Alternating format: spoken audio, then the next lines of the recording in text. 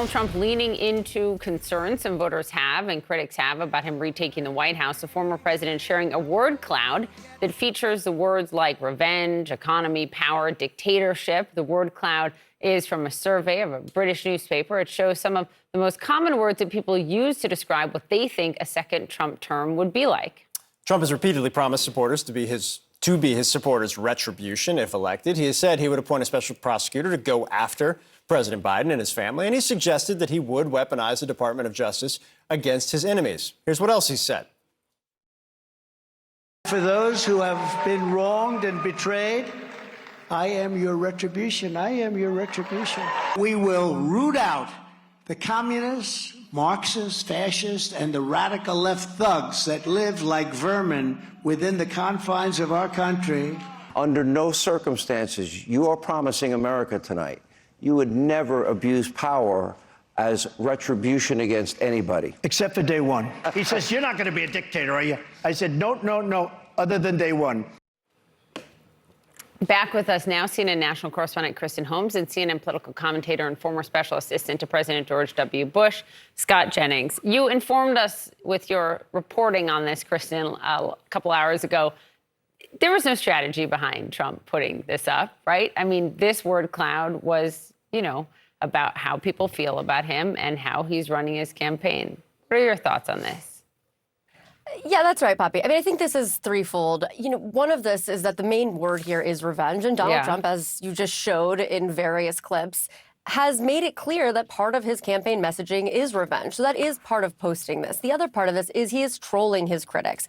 There has been a lot of talk in the media, and he has gotten more attention since he said those dictator comments, that he would only be a dictator on day one. This is his way of trolling his critics, trolling the media, any of his rivals, just putting it out there without any context. The last part of this is that some of the other words on there, power, economy, those are words that he believes his Republican base wants to see, that he believes that his voters want someone who is strong. So he's looking at those words as well. But overall, I'd say this is more of a trolling strategy than an actual political strategy. And it's effective because Scott is sitting there begging us to talk about this every single day. Scott, can I ask, though, and I mean this in all seriousness, Kristen Sills Sanderson has just a really great piece in the New York Times. She's a pollster. She's a friend of the show, friend of everybody at CNN, who goes through kind of the dynamics of the race, talking about chaos versus non-chaos candidate and comparing kind of why Biden won in 2020 and why he's having difficulty in the polling in 2024, a through line kind of from Afghanistan to now.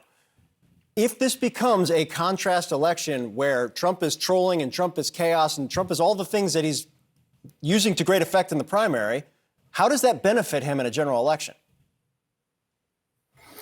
Well, the way he's going to run the race is just to try to have a referendum on Joe Biden. And to the op-ed's point, if we have a referendum on Biden and hold him to his own promises, I'm going to calm everything down. I'm going to have a boring presidency. I'm going to be an adult. I'm going to eliminate the chaos of the Trump year. So if you're really just thinking about, did you fulfill your promises? That's how Trump would want to run the race. Now, if I'm Joe Biden, you try to get people to remember that the Trump years weren't all that calm and that they were chaotic as well. The problem is right now, if you look at the polling, a lot of people are having nostalgia for the Trump years, particularly on the economy. And so that's Biden's challenge, is to try to get people to remember that, hey, this wasn't as good. This wasn't as good as you think it was, or that you remember it being. On the word cloud, by the way, the word that jumps out to me, frankly, is power. Because I think one of the Republican arguments this year is that Biden is too weak. He's too weak to control the border. He's too weak to manage these international crisis situations that we have popping up everywhere. He's too weak to control inflation, or, So it's really less about here's my policy prescription and more about, you're just too weak to do anything about any of these problems, and we have to eliminate that. So it sort of absolves you of having a policy platform if you just project strength over weakness. Vivek Ramaswamy, who is not critical of Trump but still running against him to be president, just replied to a tweet about him stopping all TV ad spend less than a month out from Iowa, New Hampshire. And Kristen, let me read you what he said, because he said basically it's not smart to spend money that way. And he also called candidates that do basically people who have a low IQ. Is this strategic in terms of not having enough money to spend on TV, left. But also, I would like a position in a Trump cabinet should he win. Well, first of all, Vivek Ramaswamy promised he would spend far more money on television than he has. And he has spent quite a bit. He spent over $4 million. But I'm fairly certain he said at some point he was going to spend 10 digits, so the double-digit millions there. Now, in terms of whether or not this is low return on interest, yeah, low ORI, that's probably an accurate statement. And there are a lot of people who believe that this way of reaching voters is antiquated. Donald Trump himself, if you'll remember in 2016, almost released 0 ads. He relied completely on earned media. Now they know that's not an option this time around. But when it comes to Ramaswamy and potential cabinet positions, it's much too early to talk about that. However, we can note that senior advisors on both campaigns are in communication. The two of them, Ramaswamy and Trump, have sat down on multiple occasions.